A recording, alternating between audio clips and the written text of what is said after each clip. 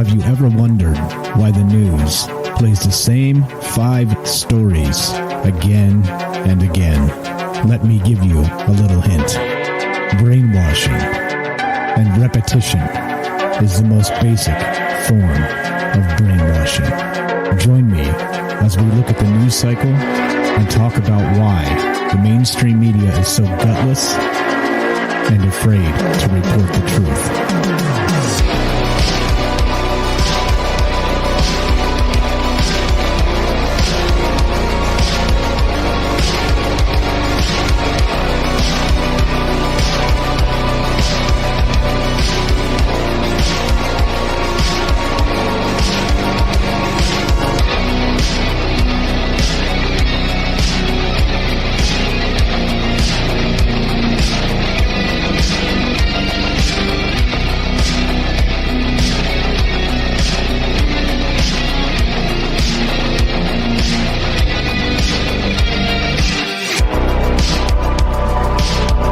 Hello, what's up? Happy Monday. Welcome to Troubled Minds News. I'm your host, Michael Strange, and I gotta say, God bless snaps. I feel much better. Nice quick nap before the show today, and it's hard to argue. It's hard to argue with that when you're like, I feel tired, and then bam, a nice quick 20-minute power nap, and you're back from outer space. All right, what's going on, guys? I hope everybody's well. Happy Monday, and this is the show where the conspiracy is the news. Of course, Troubled Minds News, which again, this show spawned from another show. This is the demon spawn of another show called Troubled Minds Radio, and we used to do a news segment on that show for it just happened more and more and more and more, and it became more and more news and less other show, less and less other crazy stuff to talk about. So, we just split it off, and bam, we got our very own news show, right? And you see these knuckleheads in the news, and you see, doing news is hard work, right? It's hard work. No, I mean, like they're independent reporters and whatnot that actually do hard work anymore, but not so much anymore, let's say, but they still exist out there. But newsrooms, right? They act like they got this huge burden of of work to do and shit, but it's not really that, because look, there's little old me just peeling news off the internet and having my own news show, right? I mean, we have our own news show now because, you can just do it. You don't got to worry about all the rest of these knucklehead propagandists, all the rest of this BS. You just do it. You just simply do it. And and in many cases, I would argue, Troubled Minds News does a much better job than the propagandists do. So in any case, there you go, as part of the transparency effect and the effort to make sure that I don't get too monstrous in my ego. You can call me and say, Mike, settle down, buddy. You're off the rails way too far today. You can give me a call at 702-957-1037. That's 702-957-1037. Click the Discord link at troubledminds.org. We'll put you on the show. Otherwise, we'll keep on trucking and talk about the news because, there's a lot to talk about, isn't there? There's always news, and there's always interesting and fun things. And so let's begin with Science Alert, shall we? One of my favorite sites, the Science Alert. What's up, guys? I see you in the chat. Hope everybody's doing well. Happy Monday, top of the Monday to you. And let's do it. Let's go to this. This is, breathtaking new images show giant claw marks on the surface of Mars. Uh-oh. Uh-oh. Okay, all right. Here we go. Let's move straight to the article before we jump to conclusions here. But while it still has plenty of mysteries for us to solve, Mars is becoming clearer to us every day, thanks to the dozen functioning robots we currently have either on the red planet's surface or in its orbit. In this latest release from the European Space Agency's Mars Express orbiter, a unique feature of Mars's geology is shown with breathtaking detail. Uh-oh, yeah, right, there's Ash. Ash has reared his ugly head on Mars, looking like giant scratches across the planet's surface. These grooves are part of a giant fault system on Mars known as Tantalus Fossae. Aside from the detail in the image, what's really gobsmacking is the scale we're looking at. These troughs are up to 350 meters deep, that's 1,148 feet, and 10 kilometers wide, and that's 6.2 miles, and can stretch for up to 1,000 kilometers. Oh, whoa, WTF, right? Who knew ash was could dwarf Godzilla? Because that's gigantic. The image is a true color, which means it represents what humans would see if they were looking at the region with their own eyes. It's not technically a photo. The image was generated from a digital terrain model of Mars and using the color channels of the high-resolution stereo camera on ESA's Mars Express. But it presents an incredibly clear view of the vast area, and you guys can see what we're looking at here is these marks that kind of go past these craters, right? They're kind of they look like maybe claw marks on the surface of Mars. Yep, there we go. Let's see. According to an ESA press release, the ground resolution of these images is approximately 18 meters per pixel, and the images are centered about 43 degrees north, 257 degrees east, and north is to the right. So what are we looking at? This is what they think it is. It's not actually Godzilla or ash on Mars. It is, let's see, a fossa is a hollow or depression, and Tantalus Fossae run along the east side of a sprawling, relatively flat Martian volcano called Alba Mons. When it comes to surface area, Alba Mons is the biggest volcano on Mars. Its volcanic flow fields extend at least 1,350 kilometers or 840 miles, but at its highest point, its elevation is only 6.8 kilometers. These fossae were created when Alba Mons lifted up out of the planet's crust, causing the area around it to become warped and broken. Yeah, all right, that's cool, I guess. The Tantalus Fossae, this is a quote, the Tantalus Fossae faults are a great example of a surface feature known as grabens, explains the release. Each trench is formed as two parallel faults opened up, causing the rock between to drop down into the resulting void. A similar feature is found on the western side of Alba Mons, known as Alba Fossae. These images aren't just beautiful to look at, they may also help us understand more about how the surface of Mars formed. And there you go. Well, the Grand Canyon right on Mars. Even bigger or scarier, all of the above. Yeah, that's pretty wild, right? It doesn't seem like it from these satellite images, but this is huge. This is big, and we do like big. 702-957-1037. Click the Discord link, troubledminds.org. We'll put you on the show. Let's keep on trucking, shall we? Let's go to, here. Speaking of space, let's stay in outer space for just a moment. This is interesting. That seems like we're getting closer. We're getting closer and closer. From ScienceNews.org. This is from. This just happened. This just hit. When was this published? May 6th. 50 years ago, scientists had hints of a planet beyond Pluto.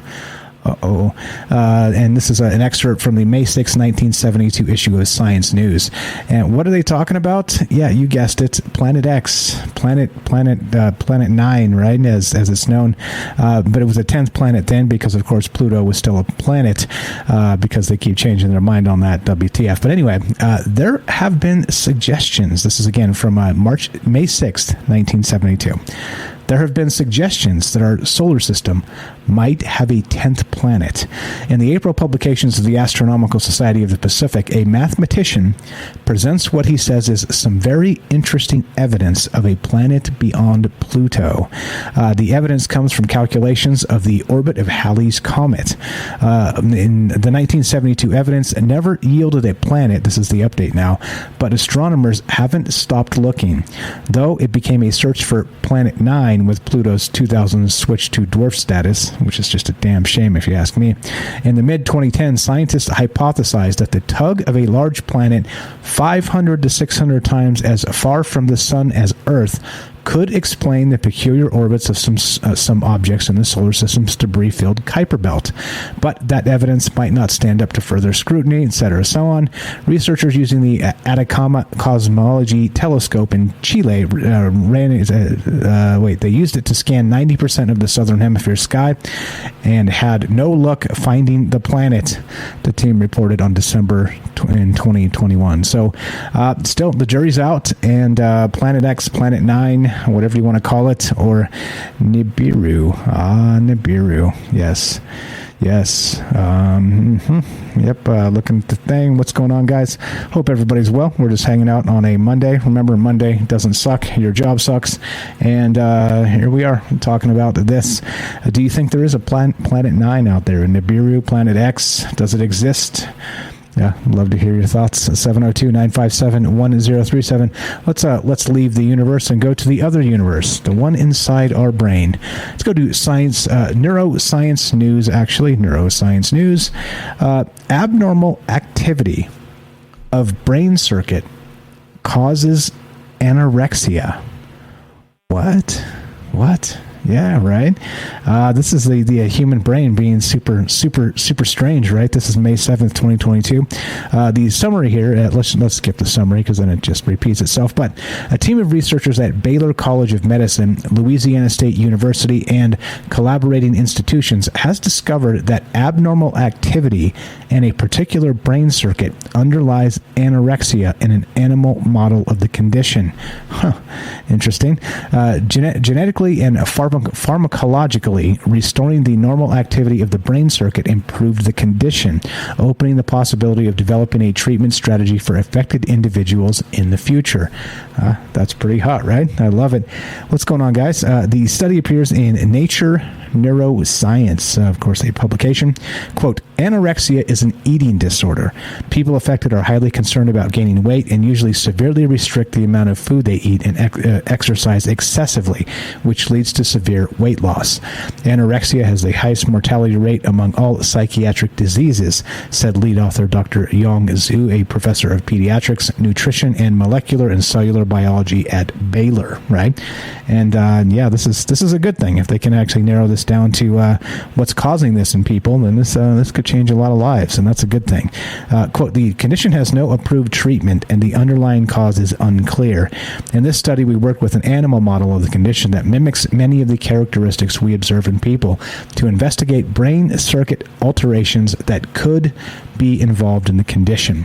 Previous work in the Zoo lab and by other groups has shown that dysfunction of dopamine and serotonin neurons, which regulate feeding, is associated with individuals with anorexia. However, these two populations of neurons in the brain contribute to the condition. How they contribute to the condition was not clear.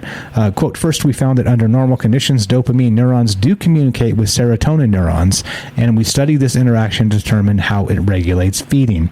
And the quote continued, when dopamine neurons fired a lower frequency signal, for example, between 2 and 10 hertz, the result was inhibition of the serotonin neurons and overeating behavior. There it is. Yeah, wild stuff. This is good. I mean, again, it's an animal model, so they haven't actually narrowed this down to people just yet.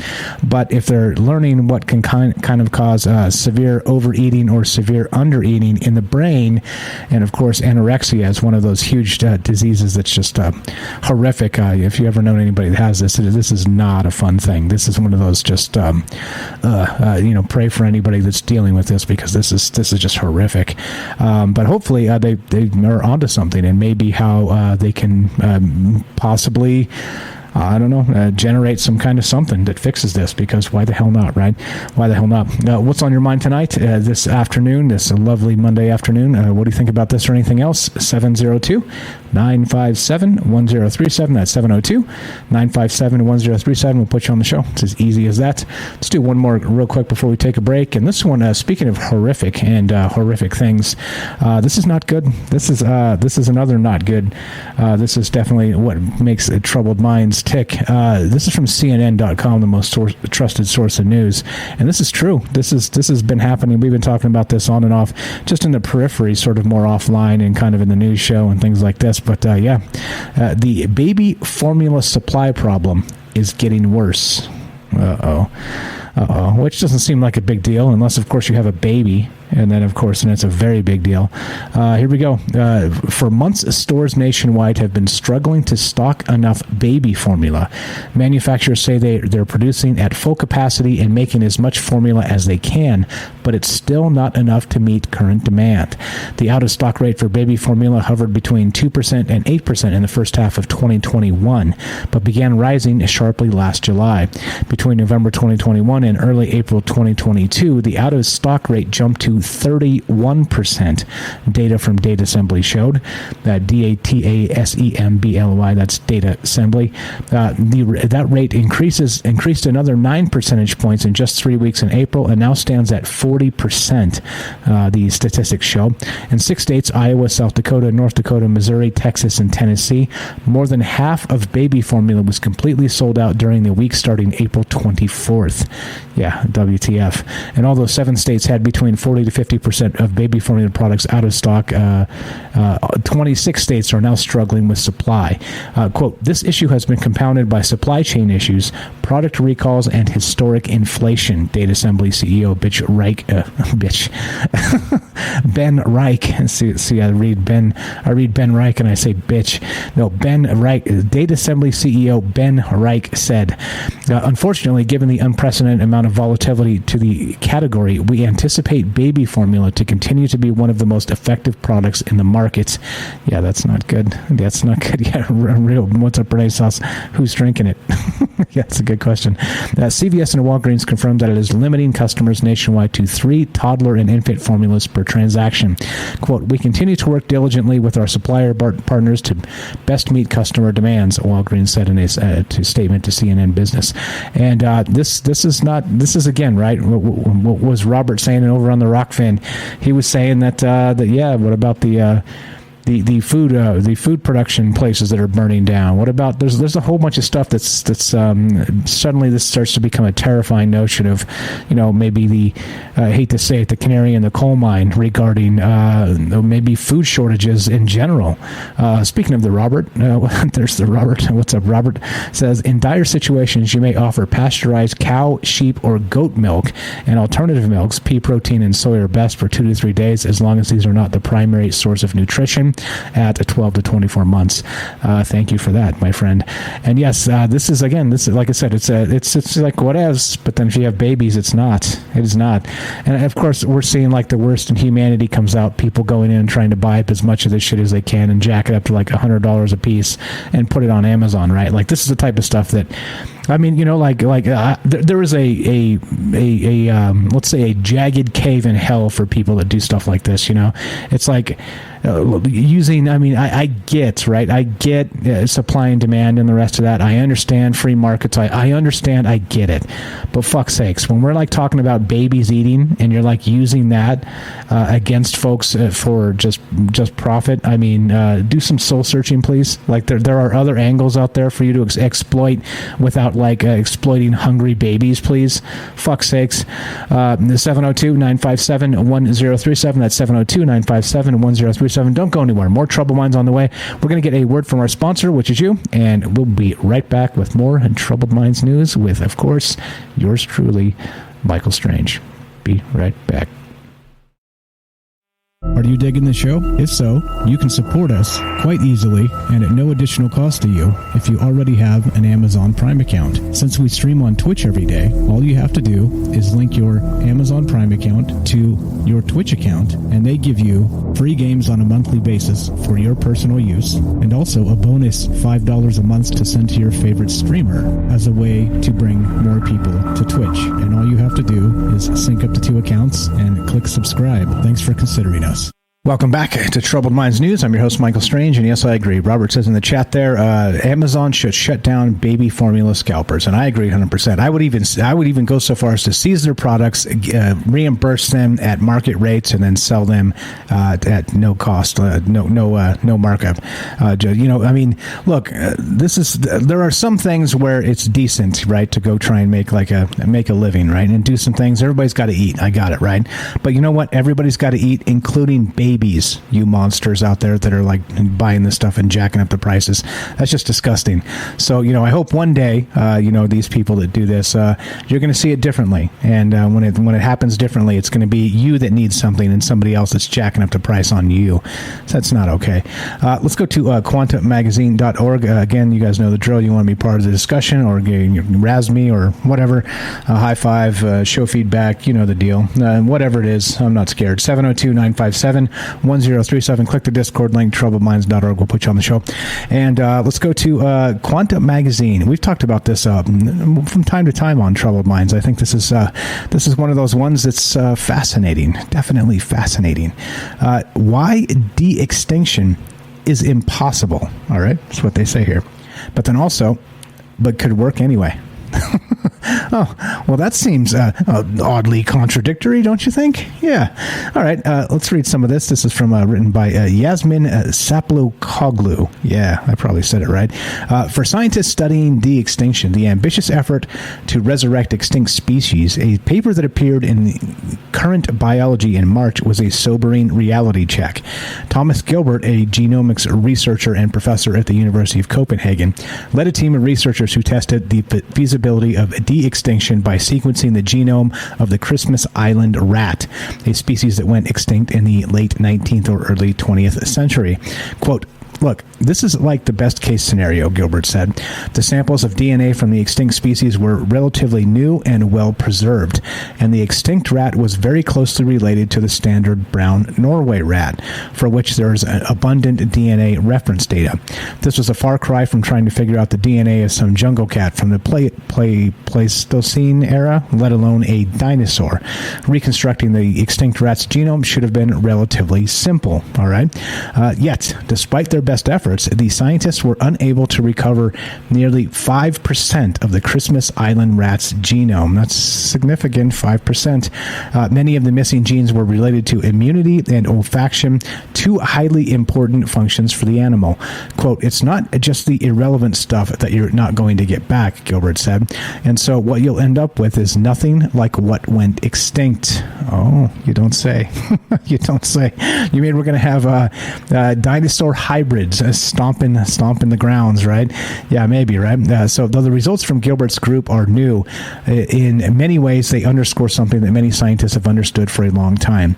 Quote, "The biggest misconception about de-extinction is that it's possible," said Beth Shapiro, a professor of ecology and evolutionary biology at the University of California, Santa Cruz. Ben Novak, a lead scientist for Revive and Restore, one of the front-running nonprofit organizations in the de-extinction effort, readily acknowledges this. Quote, "You can never bring something back that is extinct," he said. But for Novak and most other de-extinction researchers, creating a proxy instead of the real thing is not a problem. It's the goal. There it is. So we're not actually ever talking about de-extinction in these terms. We're talking about de-extinction in the terms of some bastardized genome spliced, really, really, really bizarre something or others. Yeah. So I don't know what's going on with this other than if we get our woolly mammoth brought back, it's not going to be a woolly mammoth at all, will it? It'll be a woolly mammoth-ish, whatever the hell that means. And hopefully it doesn't have the smarts to smack us and say, "What the hell are you doing?" 702-957-1037. Click the Discord link, troubledminds.org. Let's continue, shall we? There's always more news. What's up, guys? I see you in the chat. Hope everybody's doing well. Let's go to the next Webb. Oh, yeah. Yeah, this is fun. I always love this. Maybe we're due for one of these shows, these Doctor Strange multiverse of madness type shows while we're at it. Maybe we'll add one of these to the mix. I always love talking about the multiverse. But anyway, I haven't seen this. Has anybody seen the new Doctor Strange? It hit last Thursday at midnight or whatever, and over the weekend I was awfully busy, but maybe I'll see it sometime soon. Maybe, who knows, maybe tomorrow in the AM or something. But anyway, is the multiverse actually real? A physicist explains why it's more concept than reality. Okay, all right. Don't mind Doctor Strange, says the subheadline. The notion of a multiverse is still an exploratory phase. Aww. Okay, well, let's see. Whether you need a new villain or an old Spider-Man, your sci-fi movie will sound more scientifically respectable if you use the word multiverse. How about your radio show? How about that? The Marvel multiverse puts different versions of our universe out there somewhere. In these films, with the right blend of technology, magic, and imagination, travel between these universes is possible. For example, it's got spoilers from Spider-Man No Way Home. Not going to read that. Spoilers. Let's see. In Doctor Strange of the Multiverse of Madness, the universe-on-universe buffoonery threatens a desecration of reality. Okay. So which of these ideas has Marvel borrowed from science, and which ones are pure fiction? And of course, this sounds like a fantastic premise for a Troubled Mind show, because why the hell not? Changing the laws of nature. The Marvel multiverse might seem wild, but from a scientific perspective, it's actually too tame, too normal, and too familiar. Here's why, they say.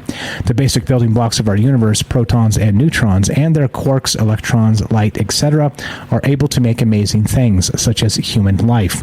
Your body is astounding. Thank you. Energy gathering, information processing, mini machine building, and self-repairing. Physicists have discovered that the ability of our universe's building blocks to make life forms is extremely rare. Just any old blocks won't do. If electrons had been too heavy, or the force that holds atomic nuclei together had been too weak, the stuff of the universe wouldn't even stick together, let alone make something as marvelous as a living cell, or indeed anything that should be called alive. So anyway, as you know, this is good stuff, because why not? It's Doctor Strange. And if you didn't know, I did picked my last name, my radio name, after Doctor Strange. I did see this movie, the first one, just after it came out. I thought it was amazing. And I don't like all the Marvel movies, by the way, but I thought this one was fantastically done.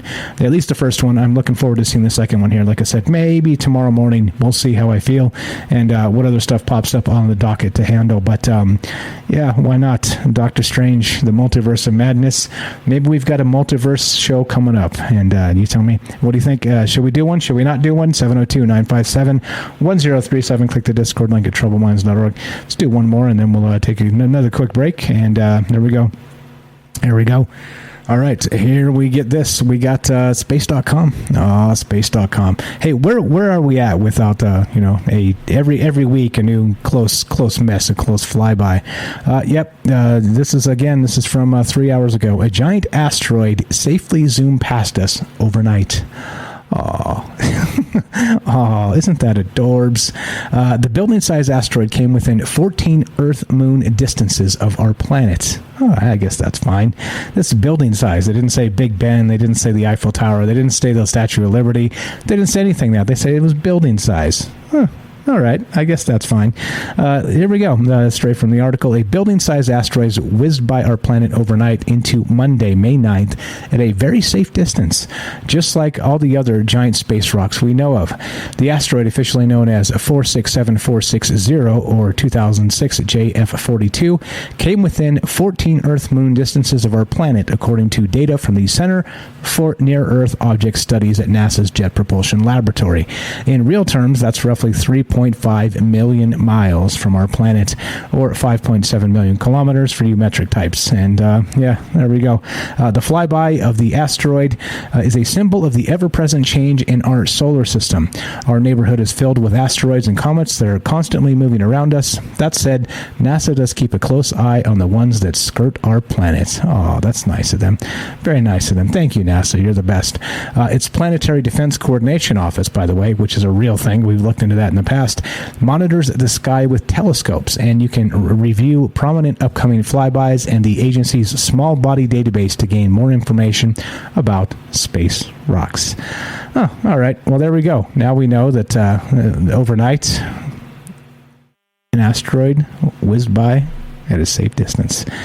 Don't worry, you can sleep soundly, knowing that, well, tomorrow may or may not be the end of the world. 702-957-1037. That's 702-957-1037. And we're just hanging out, talking about crazy stuff, doing crazy stuff per usual, right? Like we do on this show, because that's what we do on this show. Again, Eli says, please do one. Please do one. Do one, please. Do one. Give me the multiverse of madness. All right, maybe. I laid off the multiverse because I was whooping that multiverse's ass for quite a bit for a little while there. It was fun. Remember, we did the multiverse zombies and all kinds of shit. So I thought I'd lay off the multiverse for a minute, but maybe it's time to get back on that horse and whip it. Whip it like it's your best friend. What's going on, guys? I hope everybody's well. Happy Monday. Just hanging out, talking about crazy stuff. 702-957-1037. That's 702-957-1037. Let's get one more word from our sponsor, which is you. Don't forget that if you are subbed up on Twitch through Amazon Prime, it is included in your Amazon Prime cost, so it doesn't cost you anything additional, but it does fall off every month. So if you haven't showed up in the past 30 days to resub up, please take just a second to do that. I would appreciate it very much. And there we go. So you're listening to Troubled Minds News. I'm your host, Michael Strange. Don't go anywhere. More coming up. Be right back. All right. Welcome back to Troubled Minds News. I'm your host, Michael Strange. Let's keep on trucking, shall we? If you want to be part of the show, 702-957-1037. Click the Discord link, troubledminds.org. Check this out. This is what happens. This is why we can't have nice things. We're going to the BBC. It's funny that we have to get a report from the BBC about what's happening here in my backyard. Lake Mead. Yeah, Lake Mead, the fabled lake that is slowly shrinking to oblivion. Lake Mead, shrinking a reservoir, reveals more human remains. All right. Well, here we go. Damn it, APOC. More human remains have been found in Lake Mead just 1 week after the body of a suspected murder victim was found in the rapidly shrinking reservoir. The latest remains were reported to park rangers on Saturday. On May 1st, a body was found in a barrel stuck in the mud of the lake's receding shoreline. The largest U.S. reservoir, Lake Mead, supplies drinking water to 20 million people from Vegas to Los Angeles. Police warn that more bodies will probably be found as the lake recedes. Lake Mead levels have been declining since 2000. Droughts have been getting worse in recent years, with scientists saying climate change is exacerbating the situation. It's exacerbating everything, isn't it? Of course it is. Investigators say the body found last week by boatgoers belonged to a person who was fatally shot in the 70s or 80s. Okay. Yeah, there you go. What's up, Cal's got it right. I thought the same thing too. Jimmy Hoffa. This is they're going to find Jimmy Hoffa. Los Angeles homicide detective Lieutenant Ray Spencer told local media the timing was determined due to the victim's clothes and shoes, which were sold at Kmart stores at the time. Kmart doesn't even exist anymore. Further research is being conducted to study the corroded metal of the barrel for more evidence. Quote, "It's going to be a very difficult case," Lieutenant Spencer told CBS News in Las Vegas after the first discovery. "I would say there is a very good chance as the water level drops that we are going to find additional human remains." He continued, at this point, at this weekend, that prediction proved accurate. The National Park Service, which patrols Lake Mead, said the latest discovery of human skeletal remains was reported by witnesses on Saturday afternoon. Quote, "The investigation is ongoing. No further information is available at this time," park officials said in a press release. And there you go. There you go. That's why we can't have nice things, guys, because dead people end up at the bottom of lakes, and that's not. It is not of natural causes. That's for damn sure. What do you think? 702-957-1037. Let's go to ScienceAlert.com. Back there, love that. That's one of my favorites. What's up? Yes, California lets Nestle suck water for almost nothing for huge profits. Yes, they let them. Yep. The water sting is a disaster.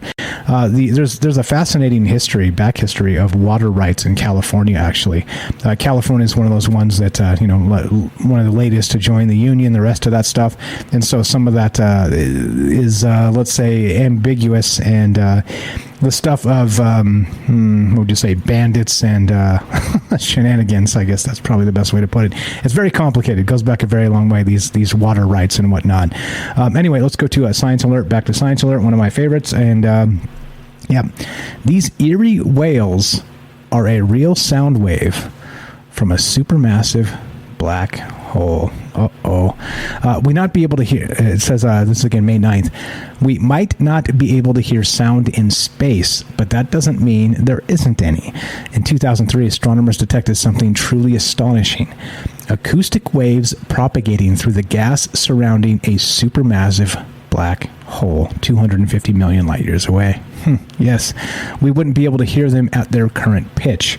Emanating from the supermassive black hole at the center of the Perseus cluster of galaxies, the waves include the lowest note in the universe ever detected by humans, well below the limits of human hearing. Yes. A new sonification, however, data turned into sound, has not only added to the notes detected from the black hole, but brought them up 57 and 58 octaves, so we can get a sense of what they sound like ringing through intergalactic space. And that's pretty sweet. It's the first time these sound waves have been extracted and made audible. The lowest note, the one identified back in 2003, is a B flat. Oh, it's a B flat, just over 57 octaves below middle C. At that pitch, its frequency is 10 million years. What? The lowest note detectable by humans has a frequency of 1/20th of a second.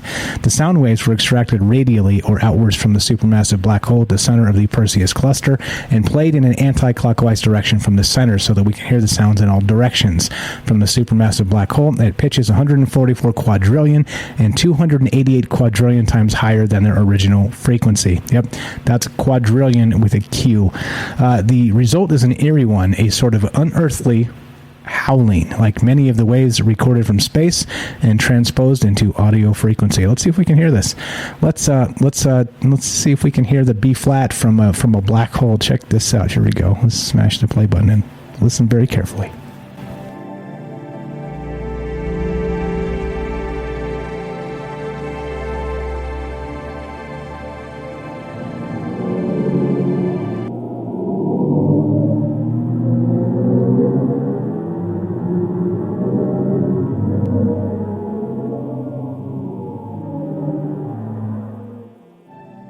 And there you go. That's so the music preceding was not, but that groaning in the middle there's your black hole. Joseph's got it right. It's alive. It's alive. Hey, there's Cthulhu groaning and shit. It's like, feed me, Seymour. Oh boy. Sometimes, space is stranger than you make it. Of course, these are, replications of different type of data turned into sound. So, I think if you're out there floating in space and looking at the black hole, I don't think you'll hear that. But, Cthulhu speaking. Yeah, Cthulhu speaks. 702-957-1037. Click the Discord link, troubledminds.org. Yeah, exactly. Nothing ominous about that. Yeah, this is fine. This is fine. What's going on? Hope everybody's doing well. Let's continue. Let's go to Gizmodo, shall we? One of the other most trusted sources of news. What's up? The real Bernays says the Aborigines say the sky sings. Well, I think in this case they're probably correct. Let's stay in space for a moment because, it looks like all the checks for the James Webb Space Telescope are in. Everything is, they said, aligned even better than they could have predicted in models, and everything's ready to rock. So pretty soon we're about to see some pretty damn amazing pictures of the cosmos. NASA releases ridiculously sharp Webb Space Telescope images. The telescope achieved a perfect alignment, according to Webb scientists. And if you guys haven't seen the actual pictures of what this looks like, this is unbelievably hot. This is something else. NASA held a press conference Monday morning to discuss the precise alignment of the Webb Space Telescope and the spacecraft's upcoming scientific operations. The space agency also released images from the telescope that put Webb's progress on dazzling display. Quote, "I'm delighted to report that the telescope alignment has been completed with performance even better than we had anticipated," said Michael McElwain, a Webb Observatory project specialist at NASA's Goddard Space Flight Center, in a NASA press conference. "This is an extraordinary milestone for humanity." So maybe they could aim it at that black hole that's groaning and see if it's really that hungry. What's up, Cal says we are really good at CGI. I don't think that's the case, meaning that I don't think all this stuff is faked. I do know they probably scrubbed some stuff that's they don't want us talking about, but I don't think space is fake. I don't think NASA's entirely fake. I think they're full of shit because they're, again, the let's say, the PR front of I've said this a lot of times, the PR front of a secret space program. They really are. The secret space program, I don't think, is people on the backside of the moon living in bases or on Mars or anything. I think there's secret stuff going on, but not quite to that level. But what the hell do I know? I've never been anywhere, so just here on Earth. But here we go. So Webb sits at the observational point called L2, that's Lagrange point 2, nearly 1 million miles from Earth, where it will look further back in time than the Hubble Space Telescope. Hubble will continue to operate alongside Webb once the later is operational again. The $10 billion telescope's primary science goals are to study how stars are born and give rise to planetary systems, to investigate the evolution of galaxies, exoplanets, and objects in our solar system, and to look at the universe's earliest light in the hopes that we can figure out how the first stars and galaxies emerged. Space, the final frontier. These are the voyages of the starship Troubled Minds, its ongoing mission to seek out new life, new civilizations, to boldly go where no telescope has gone before. Yep, the preparation and testing of the telescope's science instruments will take about 2 months to complete. Only once the commissioning is complete can the Webb begin taking the scientific images that will define its tenure in space. But look at this. So this is a section of the Large Magellanic Cloud, that's what I'm trying to say, cloud, imaged by the Spitzer and the Webb telescope. So on the left side, if you guys are looking, this is what the Spitzer telescope had of the same spot in space. Look at what Webb's got. It's not even like regular definition, high definition. This is like Mario Brothers versus the metaverse. This is insanity, the quality here. And so looking forward to this. I hope that we can find some aliens. What's up? Esoteric Fisherman says NASA admits they use composites, and I'm no flat earther, but NASA is all horse shit. Once again, just for example, I'm with you, and I've said this quite often. Just that the Erie whales of the supermassive black hole, that was simulated, right? That wasn't actual sound, and so that's what we get. We get a lot of this. So again, James Webb is tuned to the infrared spectrum, and so we're going to get a lot of things that are, let's say, edited to make them easy to see for human eyes. So a lot of shit they put out, most of it is doctored, let's say, which again, that's not suspicious at all, right? No, you're good. You're good. It's all good. I agree. Like I said, I think there's a fine line between that and between, a true secret space program with Randy Kramer and Marines on Mars. So that's the point I was making. It's all good. We can agree and disagree, and there's nuance in there. It's all good. Thanks for hanging out and thanks for being part of this. Let's keep on trucking. Where we had timelines, so I think we're good.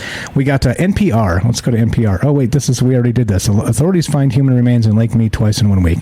Oh, we already did that. That was back to. I pulled it out twice. That's the BBC and NPR. Okay, we didn't have to go all the way to the BBC. Anyway, let's do one more and then we'll keep on trucking. What's going on, guys? 702-957-1037. Let's go to the next Webb. And look at this. Let's see. What is this? I have no idea. You tell me. Let's go here. Let's go to could scientists accidentally destroy the Earth with a lab-grown black hole? There goes the neighborhood. Yeah, okay, all right. What happens when science... This is by Tristan Green. What happens when science goes wrong and humankind's technological hubris causes global calamity? Now we're talking. Usually the credits roll. These types of scenarios are almost always science fiction. But since it's a Black Hole Week at NASA, we thought we'd have a little fun imagining the complete and accidental annihilation of our planet. Back in the 1930s, there was a brief moment when some of the physicists working with Einstein on the atom bomb stopped to wonder if exploding such a device would end up lighting the Earth's atmosphere on fire and destroying the entire planet. The team did some quick math and decided it wasn't likely, and that was the end of that. But that didn't stop some folks in the media from running with the story after one of the men involved in the conversation shared it as an anecdote to the press.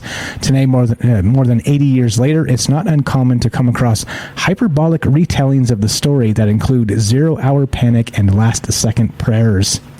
Oh boy. The same thing happened when the Large Hadron Collider went online back in 2008. Scientists stoked the media's curiosity by positing the lab's potential ability to create microscopic black holes. And of course, could these black holes destroy the planet? Are we in trouble? Of course, the answer to those questions was and remains a very strong, almost certainly not. Well, that's fine, as long as it's an almost certainly not.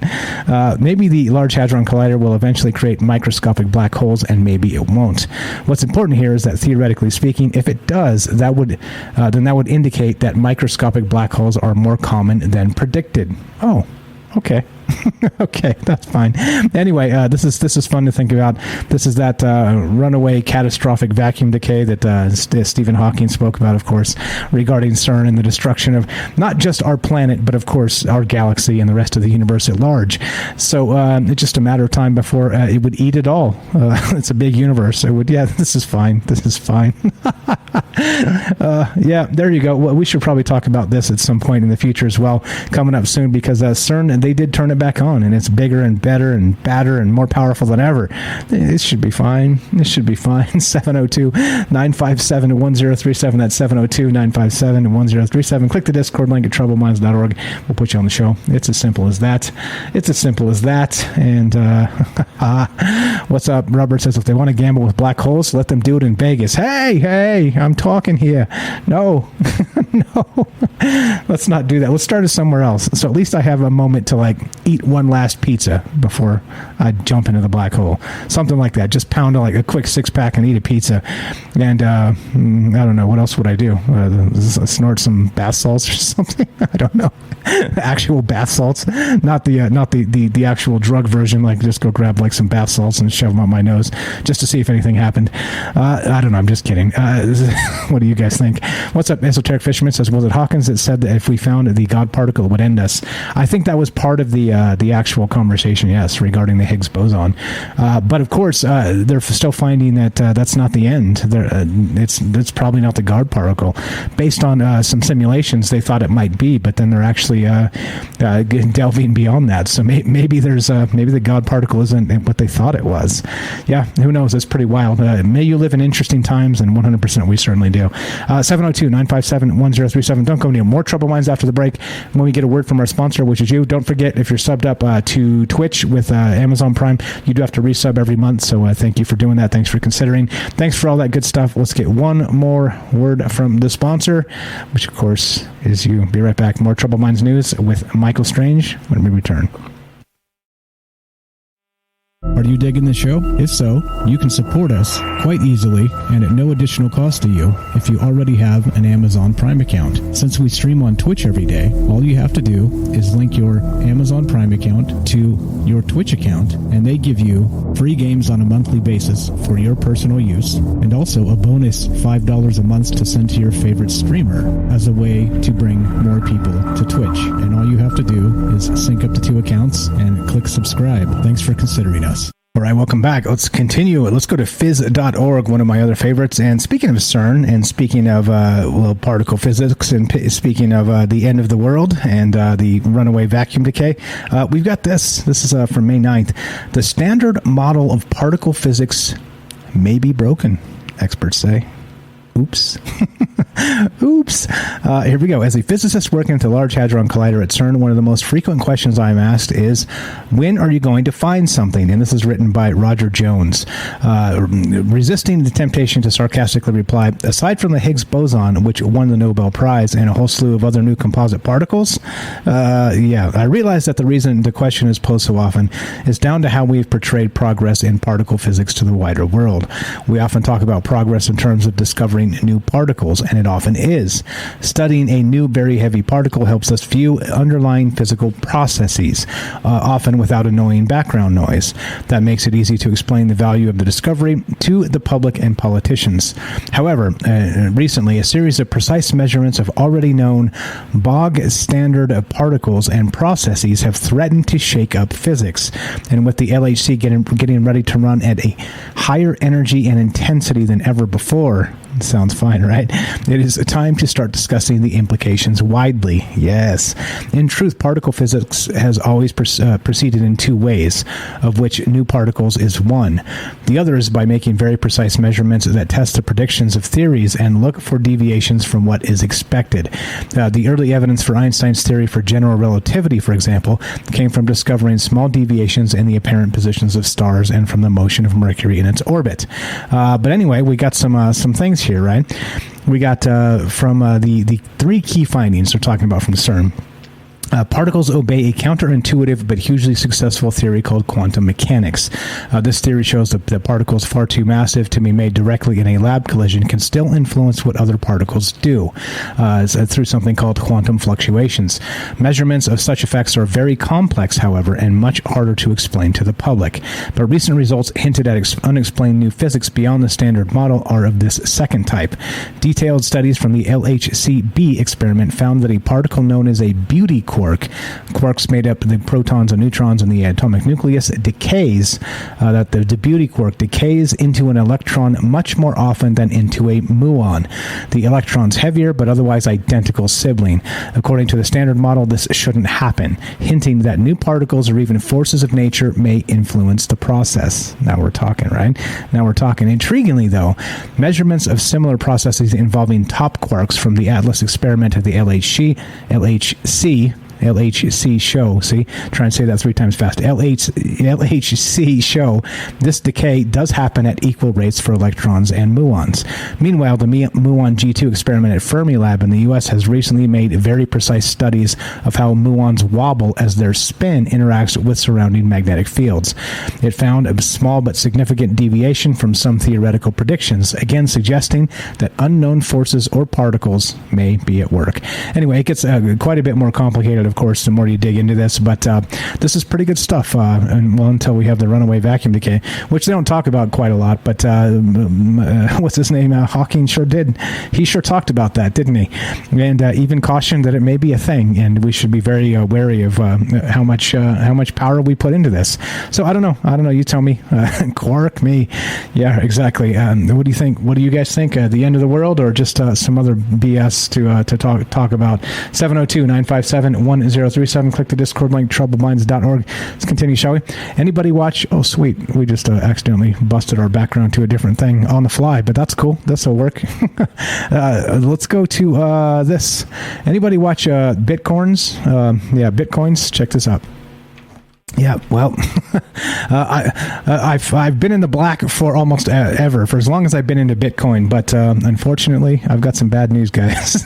I've got some bad news. Bitcoin's price is now 50% down from its peak as the crypto plunge continues. Bitcoin continued its steep fall into Monday after a rough weekend, dropping 5.2% over the past 24 hours to 32,940. That's about where I got it, so that puts me right at even, unfortunately. Let's see. This marks the 5th consecutive down day for Bitcoin, sending its market price to less than half of what it was at an all-time high of $69,000 in December. What's up, Mike? James News. What's the news? The Bitcoin? The Bitcoin, right? Yeah, of course. Anyway, the fall isn't exclusive to Bitcoin. Ethereum, the second largest crypto, also fell by 5% from the start of the weekend to 2440. Since Friday, Bitcoin has broken below its 3-month rising trend line, falling out of the 35,000 to 46,000 range. It has bounced between in the first few months of 2022. Analysts are now indicating the fall in prices could be the start of a new market trend, as Bitcoin's valuation approaches the lowest level it has seen since July 2021. Ouch. Wait, what's up? What happened? He doesn't have electricity. He might not have a show tonight. James? Oh, gotcha. Okay, gotcha. Mike, James News. I gotcha. Okay, so he's electricity. Okay, gotcha. Okay, copy that. Thank you. So yeah, with this Bitcoin stuff, I don't know. Is this good? Is this going to be free fall forever? Is this going to actually at some point bounce back? What happens with this? I do not know. Other than scary times. The inflation, Bitcoin dropping, all the rest of the stuff, catastrophic vacuum decay. May you live in interesting times. There it is. It goes both ways, doesn't it? May you live in interesting times. Let's go to lifehacker.com. And I love this. I love the fact that science is, trust the science. But then there's actually also, the things that like science literally reports on lots of times, right? Back and forth. They're like, oh, this is good for you. That's bad for you. This is good for you. That's bad for you. Remember, eggs were good for you. Eggs are bad for you. Wine is good for you. Wine's bad for you. This is good for you. That's bad for you. It's all the same shit, right? Over and over and over over again. We got new study suggests that this is good for you, this is bad for you. And it's like these ridiculous cycles of like, well, basically, if we change our mind every 6 months, then we have no fucking clue, do we? Yeah, well, anyway, 7 things science actually hasn't proven are healthy or unhealthy. There we go. Wine.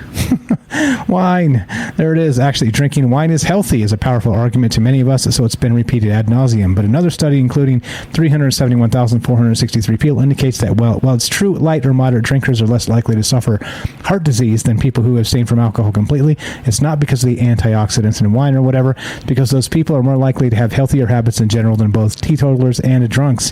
One of those other factors are eliminated from the equation. The positive effect of wine on heart health disappears. Anyway, there's wine. Here's another one. What's this? This is, let's see. According to conventional wisdom, jobs cause stress, but vacations cause stress too. Yeah, vacation is stressful, isn't it? When you got to get back to a job and shit. Marriage is stressful. Being alone is stressful. Well, stress is surprisingly good for you, but more dangerous than you think.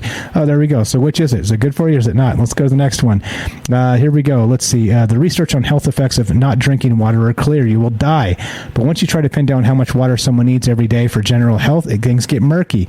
The common wisdom is drink at least 8 glasses of water a day. I try to do 8 beers a day because they're 95% water, but then I kick in a 9th beer because then that will actually kick me over the 8 glasses of water a day. And there we go. It says, which isn't a bad thing to do. Well, never mind. I'm just kidding. Let's just keep on trucking. Coffee, good for you, bad for you. How much water you should drink, good for you, bad for you. Exercise, good for you, bad for you. How much is too much? Psychedelics, good for you, bad for you. I mean, shit.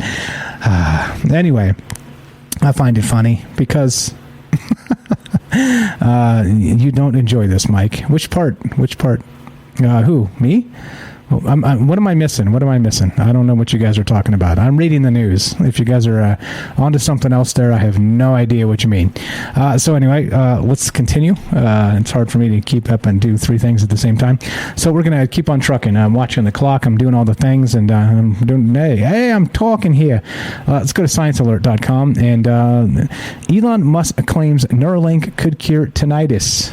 But don't get too excited. No. Oh, you don't enjoy reading the news. I don't? Wait, you don't enjoy this, Mike? It depends. It just depends on the day. Sometimes I do. Sometimes I don't. You picking up that I don't enjoy it? Okay, all right.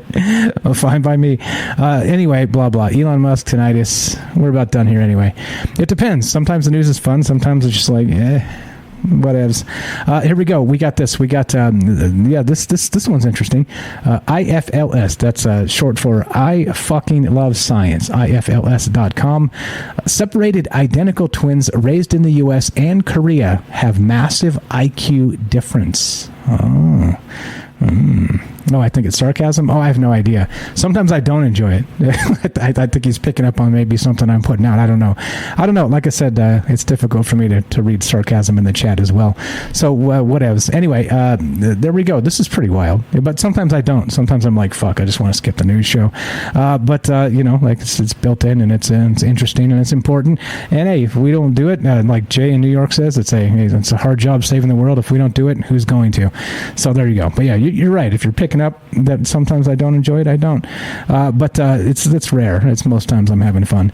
So here we go. IFLS, I fucking love science. A pair of identical twins who are raised in separate countries have displayed unexpectedly large disparities in cognitive abilities while exhibiting highly similar personality traits. Now, this is fucking weird. The comparison of the monozygotic siblings' characteristics shows new light on the age-old nature-nurture debate. I was talking to a close individual, let's say a good friend of mine. I don't want to give away the connection there and out one of you guys. It's not one of you guys actually, but real good friend of mine. We've known each other for most of our lives, and we were talking about nature and nurture. He was emphatic that it doesn't exist. It's not a thing. I was like, what do you mean it's not? Like, I just don't understand. Like, anyway, whatever. Well, apparently it is a thing, and There you go. What's up, Robert? My wife is watching DVR episodes of The Nanny. Thank God for headphones and Troubled Minds Radio. Fuck. Catastrophic vacuum decay beginning in Robert's living room. Anyway, here we go. Born in Seoul, South Korea in 1974, the sisters became separated at the age of 2 when one twin got lost at a market. Despite her parents' appearance on a television program about missing persons, the young girl could not be reunited with her family and ended up being adopted by a couple in the U.S. Growing up stateside, the adopted twin was unaware that she had any siblings at all till she submitted her DNA to South Korea's program for reuniting family members in 2018. 2 years later, she received word she not only had an identical twin, but an older brother and sister too. Having been reunited, the twins then completed a series of tests designed to assess their intelligence, personality profiles, mental health, and medical history. Somewhat surprising, results revealed that the IQ of the twin raised in the U.S. was 16 points lower than that of the Korean-raised sibling. Huh. Yeah, interesting. This goes into more and more interesting territory. If you want to read this, it's kind of a little bit long, but there's some other indications that this is, well, I don't know. Maybe Americans are just stupid. There you go. I'll speak for myself. Maybe Americans are just stupid. Let's continue, shall we? 702-957-1037. What's up? Woke Trek? Yeah, maybe. Yeah, right. We're also, I think we're probably, as much as we give guff about China and the propaganda and the rest of that, we're probably, by some people's account, like the most propagandized group of people in the whole world, right? Because they're constantly trying to, manufacture consent for bullshit. So that, again, the post-truth world, does that exist in South Korea? I don't know. Maybe not, right? They do give a shit about facts over there, and so I've never been there personally. This is just sort of extrapolation from an ignorant Michael Strange perspective, but as is everything, by the way. But I mean, who knows? Maybe we're stupid because they want us to be stupid. Anyway, let's go to this. The Washington Compost. Let's finish with this because it's just too good. Democracy dies in darkness. The lucky few to never get coronavirus could teach us more about it. Okay. All right. Scientists turn their attention to finding the rare individuals who have not yet contracted the virus. Oh. Take it easy, Bernays. We'll catch you later. While her partner tested positive for the coronavirus 2 days before Christmas, Michelle Green worried she too would become ill. She was 2 months pregnant with their second child. He was a bartender at the time, and some of his co-workers were infected with the virus. Quote, "I told him to get in the guest bedroom and don't leave," said Green, a 40-year-old project manager at a retail technology startup in the district. The couple, who were both vaccinated and their toddler, postponed their Christmas celebration. Somehow, Green never tested positive. Scientists around the world are investigating how a dwindling number of people such as Green have managed to dodge the coronavirus for more than 2 years, even after the highly transmissible Omicron variant drove a record-shattering surge in cases this winter. A majority of Americans have contracted the novel coronavirus since it began to spread in the United States in early 2020, according to the Centers for Disease Control and Prevention. All right. Experts hope that studying people who have avoided infection may offer clues, perhaps hidden in their genes, that could prevent others from being infected or more effectively treat those that contract the virus. Anyway, funny. The headline is just the headline is the way it reads. It seems like, clown world. This is totally clown world. Oh boy. Let's give us some. So if James's power's out, let's give him some actual good juju mojo. Put some good thoughts in the air for James that he gets his power back soon, because he's in Michigan and it's not quite spring there yet. It probably won't be until July. so let's hope James has some blankets and is able to turn his heat back on sometime soon, because that's not fun. So there you go. Thanks for the update, APOC, on James there, and thanks everybody for hanging out and being part of this. You guys know the drill. This is Troubled Minds News. I'm Michael Strange, and if you want to help the show, there's a number of ways. You know how this works. You could sub up right here on Twitch. You can, of course, sign up to Rockfin or, of course, Patreon. Those are 2 easy ways. Rockfin's probably the best value because you get not just Troubled Minds, all the stuff there, all the premium stuff on demand. You also get all the other premium stuff on Rockfin, which includes, of course, Jimmy Dore, Michael Tracy, Abby Martin. It's got Sam Tripoli, Crow 777 is on there. There's lots of good stuff. Flat Earth stuff, if you're into that. It's got all kinds of stuff there, and there it is. So if you want to sub up, that's probably the best value. Rockfin, link's going to be in the descriptions down below. If you want to help the show and get like cool swag right here, like this hat I'm wearing, troubledfans.com is the official merchandise store of Troubled Minds. Sold another hat this morning, thanks to everybody who's out there supporting the show through merchandise and all the rest of the areas. Please do that. There's t-shirts and there's mouse pads and there's all kinds of shit over there. Stickers, you name it, and more stuff coming. And there you go. So you can support the show that way. If you don't want to spend any money, I appreciate that too. I get it. I understand. I do support the things and the organizations and the people that I do like. You can't support them all, right? You'll go broke. But if you do love the show, but you can't have money or don't want to spend the money, you can listen to the podcast feed. We got over 400 episodes on the podcast feed. Just listen to that. Fire up something on Spotify or iTunes or wherever you get your podcast. It's completely free. There's ads baked in. And every time you listen, I get like 3 cents or something. So just put one on, an old one while you're cooking dinner. I promise you probably haven't seen all of them. You've probably seen maybe or heard lots of them, but not all of them. I'm the only person probably out there that's seen every single Troubled Mind show because, well, it's part of the gig. So there you go. There's lots of ways to help support the show. Thanks for being part of it. The most important thing, of course, is spread the word, and thanks for spending your time and energy here. I appreciate that a lot. So let's get the F out. We got more Troubled Minds radio coming up in 3 hours from now, and we'll see you then. Mike Strange out. Have a fantastic Monday. Don't let it get you down. Be back shortly with some pretty wacky stuff, as you would expect. Michael Strange out.